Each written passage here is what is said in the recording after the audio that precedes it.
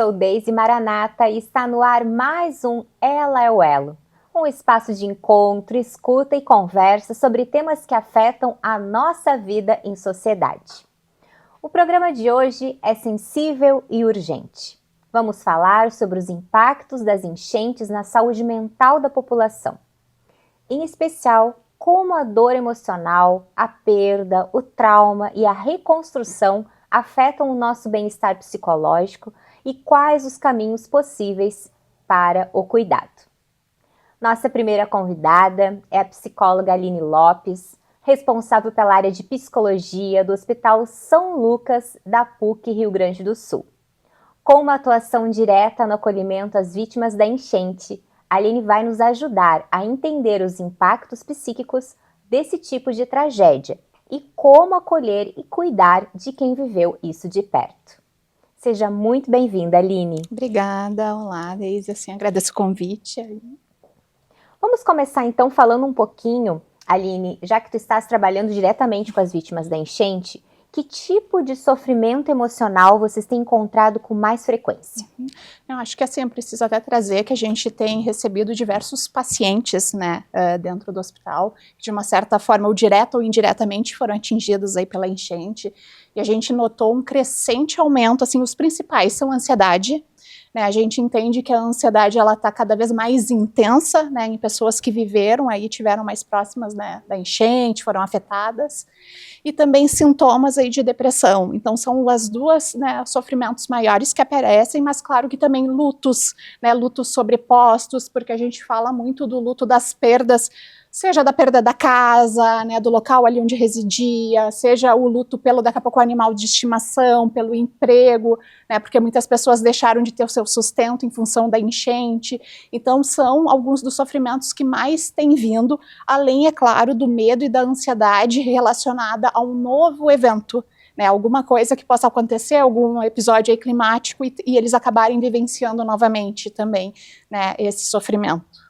Isso a gente percebe muito lá em Guaíba, Aline, porque lá nós tivemos tanto os bairros ali ribeirinhos, do Rio Guaíba, quanto o nosso maior bairro, que é a Coab Santa Rita, atingida, e quando tem uma previsão de chuva, ou quando tem um alerta da Defesa Civil, eles começam a mandar mensagem, mas vai acontecer que nem o ano passado, vai vir uma enchente como aquela. Então a gente percebe o quanto ainda as pessoas estão traumatizadas com essa situação. Com certeza, ficam bastante acionadas, Sim, e a ansiedade a gente percebe muito também, nos atendimentos ali, nos nossos equipamentos públicos. Quais os principais sintomas ou sinais que mostram que uma pessoa está enfrentando um sofrimento psíquico importante após uma situação como essa? Tem diversos aí sintomas que a gente precisa ficar alerta, e claro que a gente fala também de algo mais intenso e rotineiro, uma situação, uma ansiedade mais esporádica, algo que aconteceu no momento, e é comum, a gente tem em alguns momentos, mas algo mais rotineiro, então a gente presta atenção daqui a pouco numa insônia, numa qualidade de sono mais prejudicado, a ansiedade, mais intensa, em demasia, a revivência daqui a pouco do sofrimento, a gente fala de alguns sintomas de estresse pós-traumático, que é como reviver aquela situação como se fosse hoje, atualmente, com a mesma carga emocional. Então isso também é um sinal de alerta para buscar auxílio. Daqui a pouco um desânimo que não passa, um cansaço sem um grande esforço físico ou sem realmente ter alguma explicação para esse cansaço, a pessoa está mais pessimista, tem um desânimo maior, achar que as coisas não fazem mais sentido como antes, perdeu interesse por atividades que antes ela tinha, então ela está mais agressiva também, daqui a pouco pessoas acabam ficando às vezes mais irritada, mais agressiva sem entender o motivo, e também prestar atenção, porque às vezes a pessoa ela não tem uma noção do que está acontecendo com ela, às vezes as pessoas em volta acabam sinalizando que daqui a pouco tu não está no teu basal, algo que não está bem, tu não está exatamente como o comportamento que tu vinha tendo, então são sinais de alertas aí que daqui a pouco precisa tá buscando um profissional especializado para poder fazer uma avaliação. Então, para os amigos, para os familiares ficarem atentos a esses sinais, e dar o toque ali para o seu amigo, para o seu vizinho, procurar uma ajuda especializada. E Aline, como cuidar da saúde mental nesse momento que a pessoa está vivendo um luto, ela está triste, ela está desanimada? como que ela vai ter forças para buscar essa ajuda? Acho que é importante, em primeiro lugar, né, assim, pensar na saúde mental como algo mais amplo. Às vezes as pessoas têm uma ideia que a saúde mental é só não ter algum adoecimento a nível de saúde mental e que ela é muito mais ampla. Então a gente precisa olhar para a pessoa como, né, de uma forma mais integral e poder pensar o que ela precisa ter em segurança. Né, a gente não pode pensar alguém que vai estar com uma boa saúde mental se ela não tem uma moradia, se ela não tem como se sustentar. Então, tem vários aspectos que vão interferir na saúde mental. Mas, claro que, assim, o que ela pode fazer para melhorar? Né? Poder potencializar seu autocuidado, né? Ter uma rotina programada, horários para sono, ter atividades de lazer, ter uma rede de apoio que é extremamente importante, poder contar com amigos, com familiares, né? Buscar, se ela precisar, daqui a pouco, de um auxílio também da rede de saúde, da rede de assistência social que ela tenha no município, né? São fatores que vão auxiliar aí a promover uma maior saúde mental.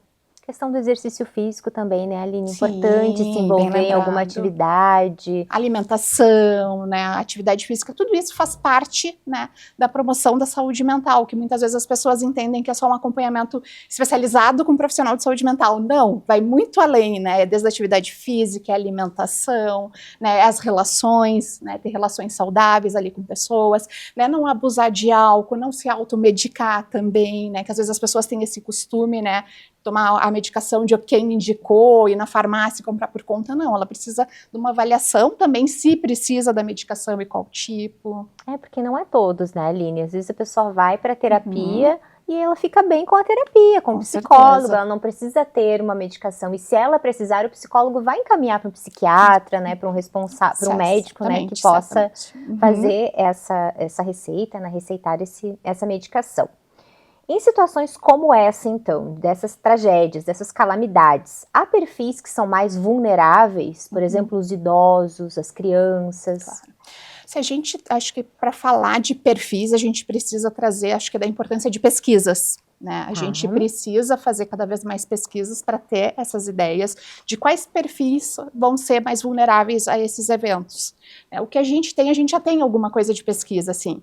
Então, algumas pesquisas já nos trazem que crianças, adolescentes, idosos, né, pessoas ali mais ribeirinhas, né, indígenas, quilombolas, então são pessoas mais vulneráveis. Mas claro que a gente está falando ainda de pesquisas muito recentes, com um número mais reduzido, né, de pessoas que foram pesquisadas, né, porque é algo muito recente, então é algo que está iniciando e talvez daqui a pouco a gente possa aprimorar mais as pesquisas e ter uma noção maior, mas o que a gente precisa levar em consideração é que quem são mais vulneráveis é uma questão multifatorial, né, não é exatamente a faixa etária, né, mas daqui a pouco a questão também socioeconômica, onde é que essa pessoa reside, então tem vários fatores, mas hoje são esse o grupo que realmente as pesquisas nos mostram, assim, né, mulheres também acabam sendo mais vulneráveis, principalmente mãe solo. E na tua experiência lá no hospital, hoje, são mais as crianças e adolescentes que procuram ajuda ou são mais os adultos e idosos? A gente tem sentido mais os adultos e os idosos, né? A criança ela acaba manifestando de uma outra forma, que talvez esteja aparecendo na escola, acredito eu, não é muito meu campo, mas acredito que esteja de alguma certa forma. Mas o adulto ali, o idoso, acaba aparecendo mais.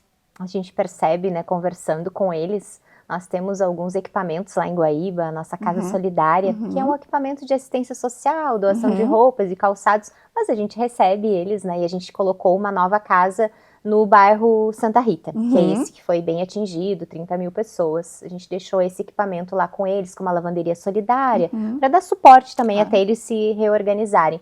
E a gente percebe muitos idosos indo conversar conosco, contando das suas dores, que eu não consegui entrar na minha casa, tem alguns que não conseguiram entrar na casa ainda, porque não são só os bens materiais, né, Aline? São as lembranças, né? São as fotos da família, são as fotos dos netinhos, então é muita dor envolvida, né? Não, com certeza, até porque a casa ela é o nosso porto seguro. Né? Então, aí a gente costumava falar muito na pandemia, né, que a gente costumava se sentir seguro em casa, né, e na enchente justamente a gente perdeu esse ponto de segurança que é a casa, né? Então, e para os idosos, ele geralmente é muito mais significativa a referência de um lar, da casa, né, do espaço deles. Então, eles acabam realmente demandando, né, muito mais desta atenção e do falar desse espaço de escuta. A gente percebe isso, que eles gostam de conversar conosco lá nos equipamentos. Qual o papel dos profissionais de saúde mental nesse contexto de emergência e reconstrução?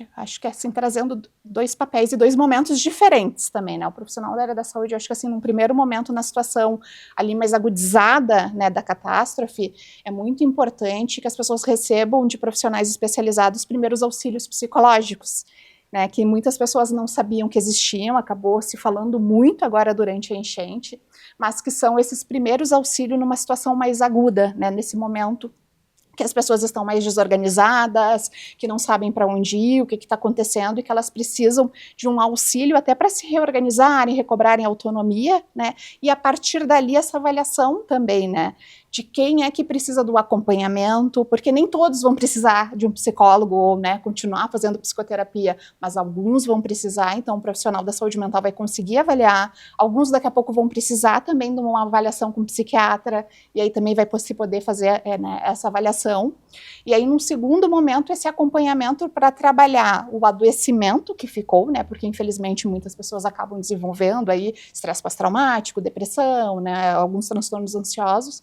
Então, a gente precisa trabalhar isso também, né? Mas também no sentido de buscar estratégias, né, para o enfrentamento dessa mudança que ocorreu, dos lutos que está sofrendo ali também. Então, para este manejo, além, é claro, né, de pensar de forma mais grupal, né, poder ter grupos, né, para comunidades atingidas, então tá inserido aí, né, na rede de saúde, no CRAS, né, para poder trabalhar com toda essa população, né, e também poder ensinar, porque eu acho que o papel também do profissional de saúde mental também é poder ensinar as pessoas, né, sobre o que é saúde mental, né, o que pode ser feito, onde é que ele pode recorrer, né, para poder ter esse atendimento, porque muitas vezes as pessoas têm um desconhecimento, acaba achando que é algo esperado, quando daqui a pouco não, né, não precisa ficar naquele sofrimento, pode contar com o auxílio de alguém especializado. Quando tu falas em lutos, tá, das perdas materiais, das memórias, talvez de um ente querido também, claro. O que tu percebe no teu dia a dia, lá nos atendimentos, é que as pessoas têm essa consciência de que elas precisam viver esse luto, que elas podem chorar, porque o que eu penso, Aline, elas tiveram o luto, elas tiveram as perdas, mas elas tiveram que seguir a vida. Elas tiveram que continuar trabalhando, mesmo sem estar a casa organizada, mesmo sem ter onde morar, ou no abrigo, algumas ficaram bastante tempo, né, nos abrigos. Elas estão conseguindo viver esse luto?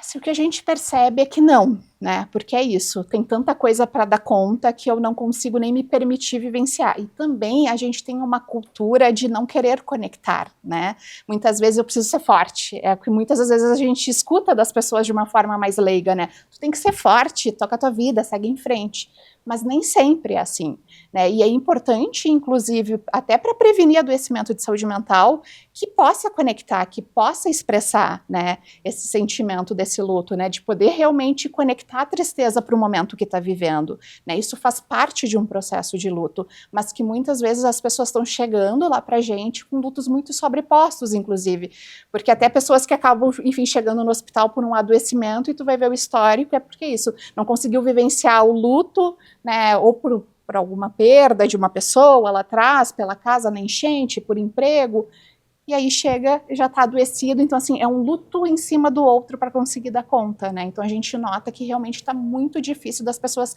conseguirem vivenciar, e acaba muitas vezes gerando mais sintomas e até adoecendo, né. Então, quando a gente fala das mulheres, né, a gente conversava na semana passada, nós estávamos num grupo de mulheres falando sobre isso, da Mulher Maravilha, né? Porque as mulheres, elas têm que ser fortes sempre, elas têm que estar sempre lindas, elas têm que ser ótimas profissionais, elas têm que ser competentes em tudo, ótima esposa, ótima mãe. Então, isso já causou, né, um peso em cima da gente enorme. E aí tu passa por uma situação como essa e como tu disseste, aí eu tenho que ser forte. mas não precisa ser forte o tempo todo, pode não. chorar, pode colocar pra fora, pode ficar triste. Estar triste um dia não significa que tem uma depressão, que tem que tomar um medicamento. Se permitir viver isso, né Aline? Se permitir externalizar, porque é isso, né? A gente já tem muitos pesos que a sociedade deposita em cima da gente, né? Então a gente também precisa se permitir e entender que talvez até o ser forte vai nos adoecer em algum momento, né? Porque daí é uma carga muito grande, mas que a gente vai ter exatamente isso, dias tristes, vai ter daqui a pouco momentos que a gente precisa chorar, vai ter dias que a gente daqui a pouco vai estar um pouco mais irritado, mas são momentos, né? E momentos que precisam ser vivenciados. É importante a gente pensar sobre isso, porque é muito peso, né, sobre a gente, de estar sempre bem, de cumprir todas as minhas tarefas, todas as minhas obrigações.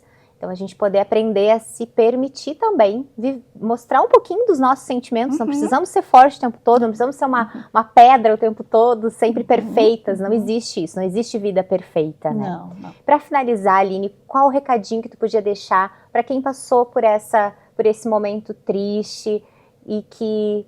sinais de alertas, assim, bem claros. Ó, se você tá sentindo isso, nos procure, né? Procure ajuda. O que tu poderia nos dizer, então, pra gente finalizar? Acho que é importante, assim, deixar, né, claro para as pessoas, assim, o quanto que elas podem contar, né, com uma rede aí também de atendimento, mas se elas se sentirem realmente, daqui a pouco, que não estão conseguindo dar conta do dia a dia, se elas estão se sentindo que realmente tem um prejuízo muito grande, né, na rotina, né, o que eu fazia antes eu não consigo fazer mais, eu tenho me sentido em alguns momentos culpado, eu não me sinto daqui a pouco tão bem, eu tenho um desânimo muito forte, né, eu não consigo mais cuidar de mim, investir em mim, são sinais de alerta, né, para que a gente possa pensar em buscar aí um auxílio, né, o mais próximo possível. A gente sabe que tem aí a rede, né, tem alguns lugares que pode estar buscando esse atendimento para fazer essa avaliação, e não achar que daqui a pouco assim vou postergar, não, o quanto antes buscar, né, na via das dúvidas, buscar realmente esse atendimento para que possa ser feita essa avaliação mais minuciosa mesmo. Até para não ficar um sofrimento tão pesado, assim, que vai empurrando com a barriga, deixando para depois, porque sempre tem, mulher tem isso, né? Sempre tem 1000 coisas para fazer antes de ir no médico, antes de fazer o check-up, antes de cuidar da sua saúde física e da emocional também, né? Então vamos nos cuidar, nos valorizar, nos colocar em primeiro lugar se tiver esses sintomas que a doutora trouxe para nós. Muito obrigada, Aline, pela tua participação, por esse tempinho aqui com a gente. Obrigada pelo convite. Então, no próximo bloco, a gente volta com mais uma convidada.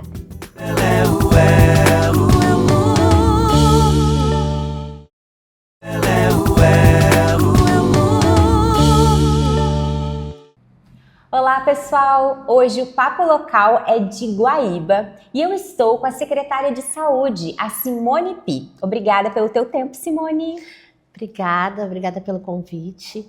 Acho que hoje é uma questão muito importante da gente poder falar de saúde mental aqui no nosso município. Então, assim, é um prazer estar aqui, podendo ouvir as pessoas, podendo informar sobre a nossa saúde mental aqui no município pós-enchente. Esse foi o tema, então, né? Está sendo o tema do nosso programa e a gente vai conversar, então, com alguém que faz a gestão da saúde aqui no município. Simone, como é que está a saúde mental da população guaibense pós-enchente? Pois então a gente vem sendo acometidos de muitos, não digo tragédias, mas eventos climáticos aqui no nosso município, que vem já desde a pandemia, né, que a gente tem um agravamento da saúde mental, e todos os eventos climáticos que aconteceram fez com que a nossa população agravassem os sintomas, como a depressão, traumas que acontecem pós... Estresse pós-traumático, né? Estresse pós-traumático que acontece devido aos eventos climáticos. Então, a nossa população tem sofrido com qualquer novidade climática que acontece no Rio Grande do Sul. Então, isso agrava os sintomas que a gente já estava conseguindo tratar, e faz com que as nossas unidades sejam cada vez mais de acolhimento, de suporte a toda a nossa população em saúde mental. Porque a gente teve, né, Simone, primeiro a pandemia, que foi algo novo para nossa geração, algo nunca antes vivido. As pessoas têm que ficar em isolamento social, né? E aí atingiu a todos. Adultos, crianças que não foram para a escola, adolescentes que não puderam conviver com os seus colegas, seus amigos. Depois, aqui em Guaíba, a gente teve a microexplosão também, né? 4.500 casas destelhadas. Enchente de setembro, enchente de novembro de 23 e a calamidade, né? A grande enchente em 2024. Então, as pessoas, elas já vinham adoecidas, né? Com certeza. E aí, com todas essas questões que vinham relevando, até que vem a grande enchente que faz com que as pessoas realmente saiam das suas casas e fiquem no sofrimento mental, que é de saber o que é pós, o que iria acontecer na sua casa, nas suas vidas. Então, nosso município vem atento a todas essas situações, porque as pessoas logo em seguida, que depois que tudo se acomodou, elas estavam em grande sofrimento mental, mas elas também estavam preocupadas em voltar à sua vida normal. E o que era a sua vida normal? O que eu já tinha, eu queria aquela vida que eu tinha. Queria voltar para minha casa. Voltar para minha casa, arrumar minha vida. Então, assim, no primeiro momento, a saúde propôs um espaço de escuta à população, e não só à população atingida, aos servidores atingidos, tá? E propôs também, porque a gente teve 2 unidades atingidas, mas a gente, no restante do município, com todos os abrigos que a gente teve, a gente pôde promover com que os nossos serviços pudessem estar dentro dos abrigos também, fazendo essa escuta de saúde mental. E com isso a gente foi organizando um grande trabalho para que cada vez mais a gente possa dar esse suporte dentro das unidades, que hoje se faz com vários suportes, entre eles as equipes EMULTIS, que a nossa coordenadora da atenção primária está terminando de organizar. Que são equipes com multiprofissionais, né? Isso. Tem o psicólogo, tem o nutricionista, quais os outros? Assistente social, psicólogo, nutricionista, assistente social e a gerente da unidade, que na verdade são 3, são por regiões, né? Elas são organizadas por regiões, então tem a Zona Oeste, a Zona Norte e a Zona Sul. E essas equipes atuam dentro de cada zona que é conforme o Ministério da Saúde organiza. Então vai ser mais um reforço de profissionais para atuarem no cuidado das pessoas. Sim, mais um reforço.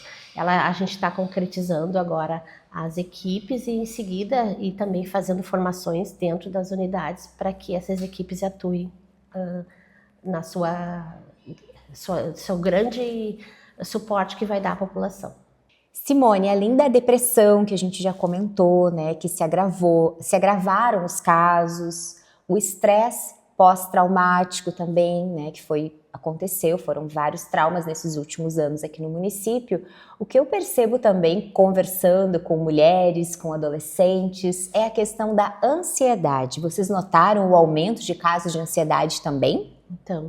Então assim, a ansiedade, né, é um sentimento normal do ser humano. O problema é quando ela se torna um transtorno, né? Na verdade, a gente tem, quando a pessoa já não consegue mais trabalhar com a ansiedade, ela se torna um transtorno. Sim, esse é um agravamento que houve dentro da saúde mental, porque como eu já havia falado, qualquer evento climático que saia da normalidade, as pessoas estão cada vez mais mostrando que são acometidos do transtorno da ansiedade. O que leva a isso? Leva as pessoas, às vezes, não conseguirem sair das suas casas, ou elas querem voltar rapidamente, elas não conseguem levar a sua vida normal dentro da sua rotina, que era uma questão de uma chuva, né? O barulho da chuva já incomoda, então isso tira o sono das pessoas, né? Então isso cada vez mais está sendo dentro da nossa população um registro muito grande das pessoas que estão com transtorno da ansiedade. O que eu percebo também nas nossas redes sociais, e da prefeitura quando há qualquer tipo de alerta, seja amarelo, laranja, né? Qualquer tipo de alerta, as pessoas já começam a perguntar especificamente, vai ser uma chuva como, né, a da calamidade? Há possibilidade de inundar todo o meu bairro novamente? Então, a gente percebe claramente que as pessoas estão traumatizadas e que isso vem muito forte ainda na mente delas, né? Essa questão da chuva, da previsão de chuva, ainda traz muita ansiedade. E é como eu disse, assim, como a gente já vinha de um processo de isolamento desde a pandemia, então agora com essa questão da enchente, se agravaram muitos sintomas, né? Então, o que a gente tem feito, assim, a orientação correta, não espalhar informações que não são, para não dar qualquer tipo de pânico dentro das redes sociais, tomar todo cuidado, receber uma informação, analisar se ela de fato é verdadeira, para não colocar dentro da nossa sociedade uma situação de pânico. Então, tudo isso a gente vem também, na verdade, a gente vem aprendendo com tudo isso, né? Porque é uma situação. Quantas pessoas há 40 anos vivemos uma enchente e agora a gente teve que viver em 2024. Então, assim, são coisas que a gente vem trabalhando juntamente com toda a nossa rede de saúde mental. E como que está o funcionamento dos CAPs, né? O CAPs é o serviço, equipamento especializado para cuidar da pessoa quando ela realmente está com um transtorno, uma situação mais grave. E nós temos 3 na nossa cidade, Isso, né? Primeiro é o CAPs Infanto e Juventude, tá? Então ele atende as crianças do 0 aos 17 anos e 11 meses, né? Então o CAPs, e depois a gente tem o CAPs 2, que é o Viver a partir de 18 anos, e o CAPs Álcool e Drogas, tá? Então nós temos 3 grupos sendo acompanhados, cada um por uma equipe de CAPs. Isso. Então dentro de cada equipe, então assim, o fluxo para a gente contar, ele para ser encaminhado para um CAPs, a gente tem a livre demanda, a pessoa pode chegar no CAPs e procurar um CAPs, ele vai ser acolhido. A gente tem a escola também, que quando a orientadora, a equipe gestora da escola percebe que existe alguma situação, pode ligar para o CAPs, pode, enfim, fazer essa comunicação aos CAPs e discutir a própria situação dessa pessoa, do adolescente ou da criança. E também a gente tem via o nosso posto, que onde a gente faz é acolhida essa pessoa, às vezes por livre demanda, ela pede um acolhimento à enfermeira ou já está marcada alguma consulta clínica, onde ela é feita, encaminhada, primeiramente é discutido dentro da própria unidade através do matriciamento, onde uma vez por mês vem o psiquiatra, o psicólogo, o assistente social, vai até a unidade, junto com a unidade de saúde, ela discute aquele caso que veio através de um acolhimento, através de uma consulta, e se é avaliado que vai para o Centro de Atendimento Psicossocial, que é o CAPs, ele é encaminhado. E aí começa todo o processo também de acolhimento, referência técnica, se vai ser avaliado pelo psiquiatra, e aí começa todo, mas assim, explicando que as pessoas que são encaminhadas para o Centro de Atendimentos Psicossociais, elas estão em algum sofrimento mental que primeiramente passou por aquela avaliação dentro da unidade de saúde. Sempre vai passar pelo atendimento na unidade de saúde do seu bairro, né? A pessoa procura sempre um acolhimento na unidade mais próxima da sua casa, é isso? Da sua casa, isso mesmo. E aí, assim, é avaliado, não que o CAPs, que nem eu falei, o CAPs também tem livre demanda, ele vai receber as pessoas ali, mas elas serão avaliadas. E desse contexto, ela é acompanhada, às vezes a gente precisa fazer um circuito maior de atendimentos para aquela pessoa, para aquela criança que está em sofrimento mental, que está em algum perigo iminente, né? E outras questões mais graves, a gente sempre orienta quando a pessoa é o atendimento urgência e emergência, que é o nosso SAMU e o nosso pronto atendimento. Então, as pessoas também, o que a gente não pode possibilitar é que uma pessoa dentro de que não é mais a sua normalidade, ela não possa ficar em um risco. E o que é o risco? A gente não tem como avaliar, porque qualquer outra pessoa que está, ela deve procurar um serviço de urgência e emergência. A primeira coisa é sempre ligar para o SAMU, o serviço de urgência e emergência. Mas isso no caso de uma crise, de um surto, isso, né? Uma questão que está ali a um risco eminente à sua saúde. Então, isso também é uma questão que ao ligar para o SAMU, no próprio SAMU, ele vai orientar essa pessoa que está ligando. Muito importante, que deve estar no local, né? Às vezes eles querem que outra pessoa ligue. Não, eu estou no local, o que está acontecendo dentro com aquela pessoa. Até porque a equipe do SAMU já dá as primeiras orientações ali para a pessoa contornar aquela situação, tentar manter sob controle até que chegue a equipe do SAMU. Fora isso, a pessoa que está em risco, ela também tem o nosso pronto atendimento aqui dentro de Guaíba, que é aqui, né? Dentro do complexo nosso aqui do Vila Nova, que a gente as portas estão sempre abertas para receber essa pessoa e para ser orientada. E após isso, ali através do hospital também são encaminhados para os CAPs. A gente tem um grupo onde a gente faz essa troca, ou chegou alguma pessoa que já é atendida pelo CAPs, ou ela é atendida dentro da unidade, a psicóloga, a assistente social faz esse contato, estamos aqui com uma pessoa assim, ou ela vai ter alta, entrou esse final de semana, ela teve alta, estou encaminhando para o CAPS. Então, a rede, ela é toda ligada para que atenda a nossa comunidade. Se o paciente foi atendido então aqui no hospital, vai entrar em contato com a rede, né, com a unidade de saúde ou com o próprio CAPS para avaliar também e para informar, né, que houve um surto, houve algum problema naquele final de semana e continuar o tratamento. Isso. E vice-versa. Às vezes chega através do CAPS assim, soube que está internado o paciente. Às vezes por exemplo, hoje, domingo, entra um paciente ali.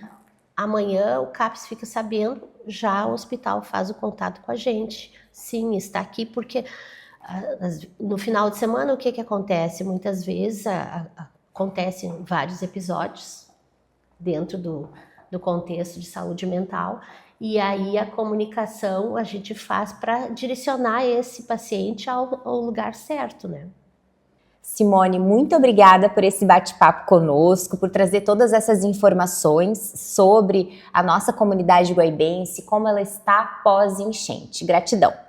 Eu que agradeço aqui poder estou sempre à disposição para poder ajudar. A gente trabalha para a nossa comunidade, é por isso que a gente está aqui, né? Isso aí. Beijo no coração e até o próximo Papo Local.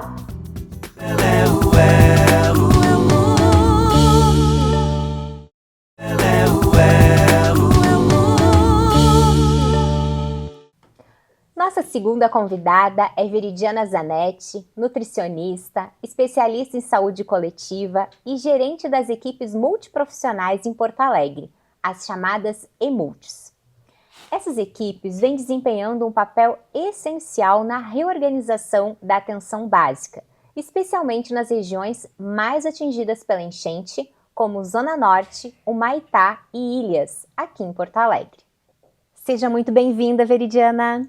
Muito obrigada, agradeço o convite e a oportunidade de estar aqui. Vamos começar então aprendendo o que são as EMultis e como elas vêm atuando na linha de frente do cuidado em saúde mental após a tragédia climática.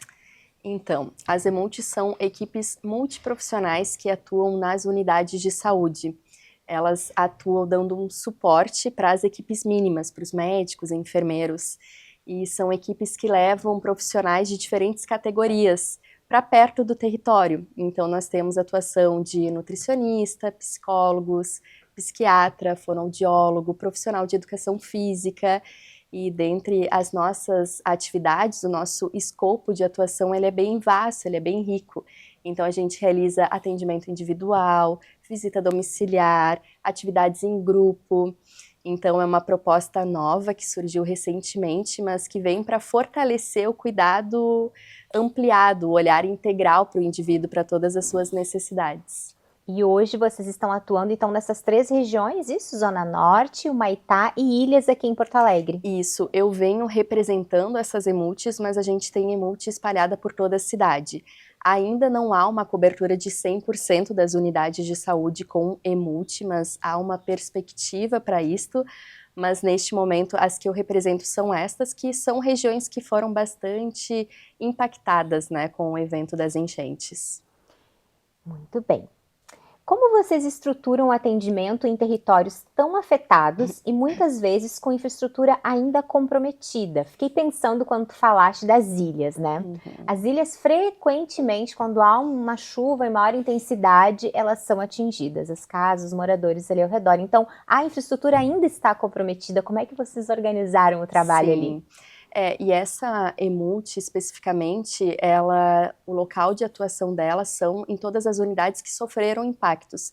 Unidades essas que estão em processo já de reforma, muito brevemente elas retornarão a atuar no seu espaço de origem, mas neste momento a gente sempre fala, a nossa prioridade é levar o cuidado até aqueles que muitas vezes não teriam acesso. Então nós utilizamos a perspectiva de se reinventar. Para além de nós utilizarmos o espaço que nós temos neste momento para estar realizando atendimento individual, a gente considera também muito importante e pertinente estarmos apropriados do território, porque isso acaba sendo uma vantagem, né? Pensar em equipes multiprofissionais em unidade de saúde nos traz esse benefício da gente estar dentro do contexto daquele indivíduo. Então eu consigo estar na localidade onde ele se encontra e conseguir enxergar toda a sua situação social, né, para além da condição clínica.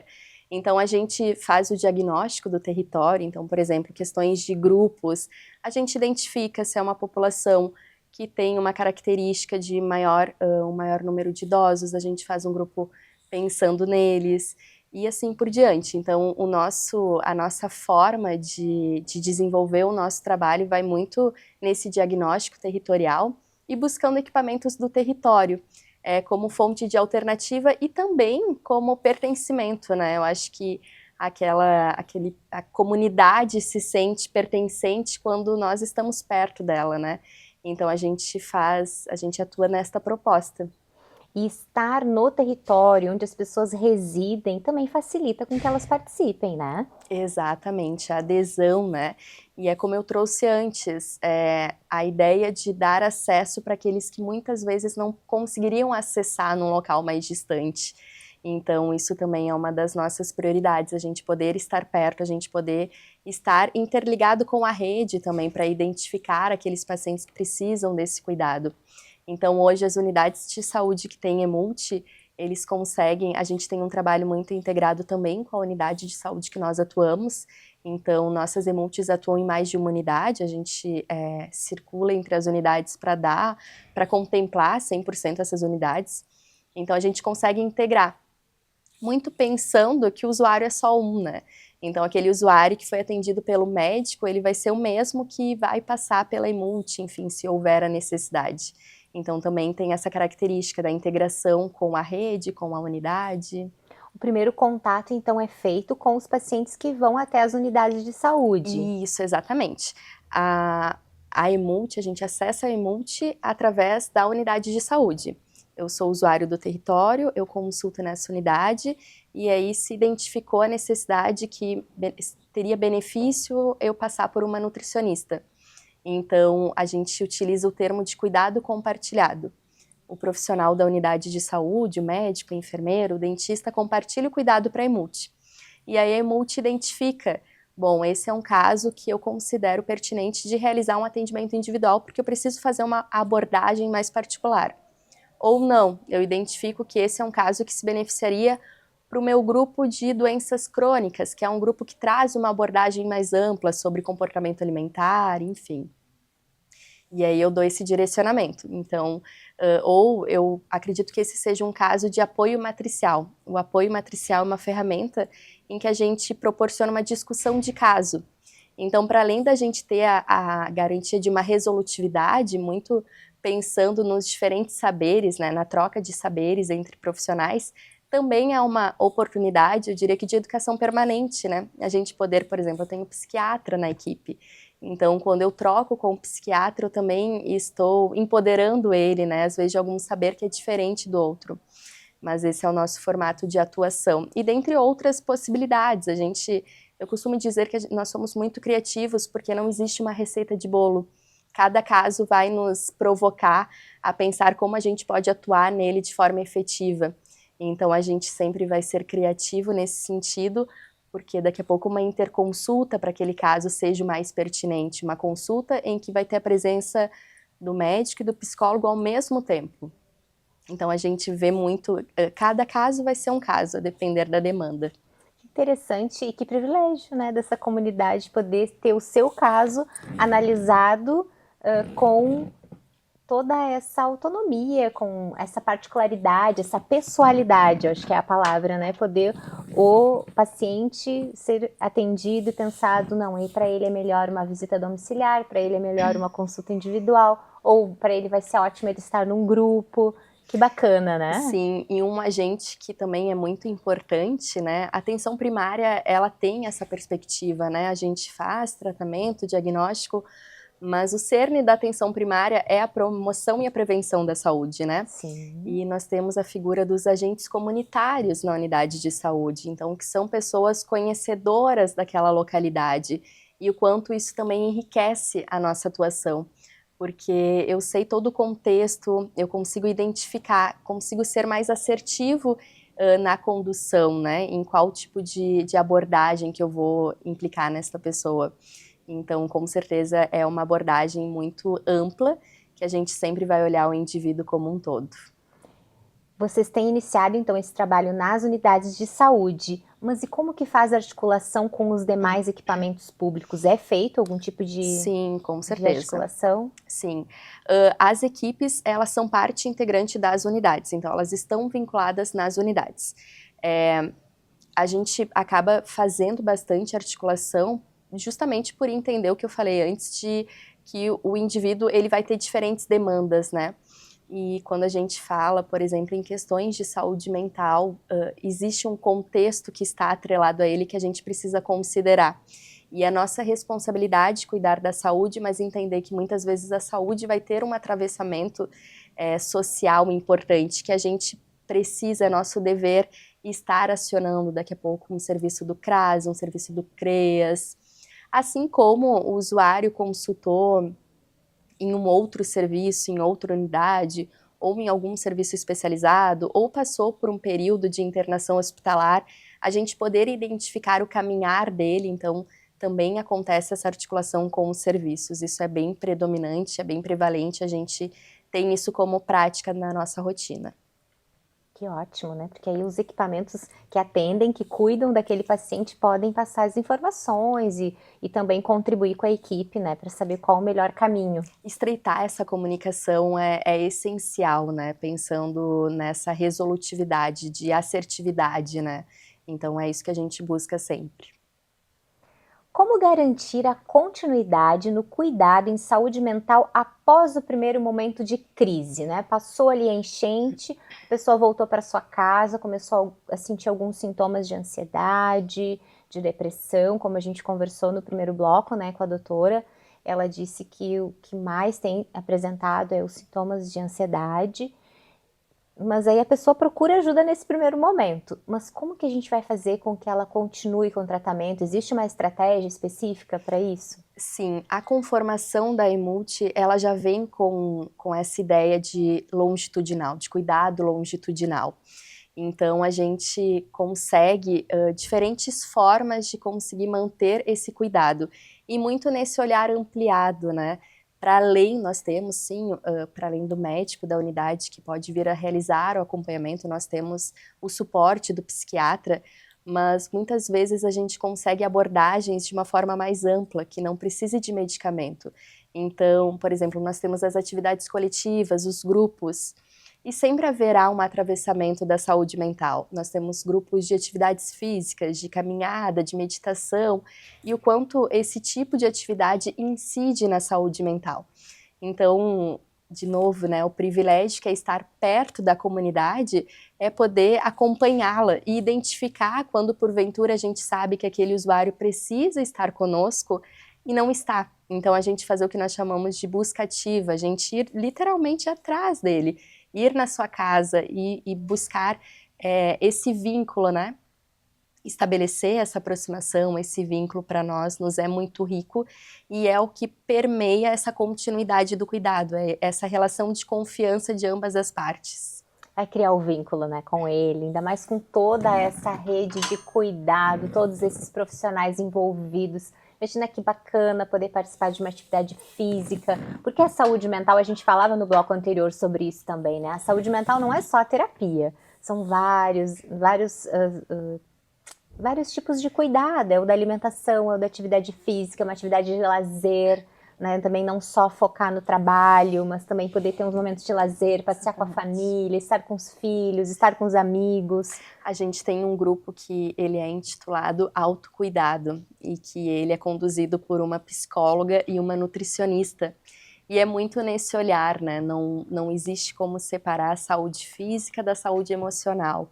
Então a gente sabe o quanto elas caminham juntas, né? Quando não há uma alimentação, e claro, de novo, baseado muito no contexto de cada um, né? A gente sabe o quanto, quando nós nos referimos a estar na comunidade, nós vamos muitas vezes nos deparar com situações de vulnerabilidade. Então é necessária a postura, né? Enquanto agente de saúde, de entender, acolher isso e buscar qual a melhor forma de conduzir. Então, dentro da realidade, a gente poder dar as melhores orientações alimentares e entender que muitas vezes aquele comportamento alimentar, ele não é somente alimentar porque a pessoa desconhece, não sabe o que deveria estar ingerindo ou não. E sim porque ela daqui a pouco tem alguma questão mental, essa compulsão tem um gatilho, né, emocional. Então, essa junção das duas áreas, assim como também é algo que a gente produz muito. A gente tem uma organização de sempre ter a participação de diferentes profissionais de saúde nas nossas conduções de grupo, justamente para a gente conseguir olhar o macro. Porque não tem como fragmentar, né? Saúde emocional, saúde física, o fisioterapeuta também é bastante ativo, às vezes é aquela dor crônica que aquele usuário tem e o quanto isso impacta, como é que a gente não terá uma saúde emocional fragilizada com alguém que tem uma dor crônica, Sente uma dor né? crônica, né? Então, são várias questões, né, que atravessam e que a Emult consegue incidir. E é claro que quando a gente traz no contexto especificamente dessas Emults, a gente tem sim a presença de muitos relatos de pessoas com estresse pós-traumático, né, dado todo o contexto, a situação. Então, a gente poder garantir esse cuidado tão perto deles, para nós, nos é uma satisfação enorme, assim, é muito gratificante mesmo, e muito necessário, eu diria. Há quanto tempo iniciou o trabalho das Emults? As Emults no município iniciaram em março de 2024. A Emult que eu estou representando, ela iniciou as atividades em setembro de 2024. E desde que tu, então, assumiste esse trabalho em setembro de 2024, quase um ano, qual seria o principal avanço que tu percebeu? Eu acho que é o cuidado integral. A atenção primária sempre vai ter este olhar amplo, mas o quanto nós garantirmos outros olhares, esse olhar multiprofissional fortalece e empodera ainda mais a atenção primária. Então, o quanto a gente consegue adquirir a resolutividade, e a resolutividade perto das casas das pessoas, né? O que faz toda a diferença. Então, acho que esse é o nosso maior ganho. E para quem está nos assistindo, que ainda não teve acesso ao trabalho das Emults, como que eles fazem para participar? Então, as Emults, elas estão presentes em determinadas regiões, ainda não está em 100% das unidades de saúde, mas há, de fato, essa perspectiva. mas hoje nas unidades que são contempladas por Emult, o usuário consulta na unidade e a partir da avaliação clínica deste profissional da unidade, ele poderá estar encaminhando para a Emult e poderá ser redirecionado o cuidado para o especialista. Muito obrigada, Veridiana, pela tua participação obrigada. aqui conosco, um projeto lindo de cuidado em todas as áreas, com multiprofissionais, então algo que realmente faz a diferença na promoção de saúde em todos os sentidos, para quem foi atingido pelas enchentes, para quem vive ainda talvez um luto, esse trauma, esse estresse pós-traumático, né? Assim que nós chamamos. Então, muito lindo o trabalho, parabéns pelo trabalho de vocês. E nós estamos falando então de uma realidade de Porto Alegre. Se alguma outra cidade quiser levar esse projeto, como que funciona? Tu tens essa informação para nós? Sim. A Emult, ela é uma portaria do Ministério da Saúde. Então, no Rio Grande do Sul eu tenho conhecimento que várias regiões já aderiram à Emult, acredito que no Brasil afora também. Então, sim, a Emult é um projeto novo, então é uma portaria de 2023, mas que está se expandindo e muito pelo resultado que se está encontrando, né, a partir da implementação das Emults. Então é um programa do Ministério da Saúde, governo federal, os municípios podem acessá-lo, então. Exatamente, aderirem e conformarem da forma que acharem que seria pertinente. Muito obrigada mais uma vez pela tua presença conosco, pelas informações, por tirar esse tempinho para estar conosco. Eu que agradeço, muito obrigada. A conversa de hoje foi um convite à escuta, ao cuidado e à empatia. Falar de saúde mental é necessário. Falar de saúde mental em situações de tragédia, mais ainda. Nosso programa termina aqui, mas o diálogo continua. Até a próxima semana com mais um Ela é o Elo. Beijo do coração! Atualidades, conversa sem mistério, pra ter notícias ela é o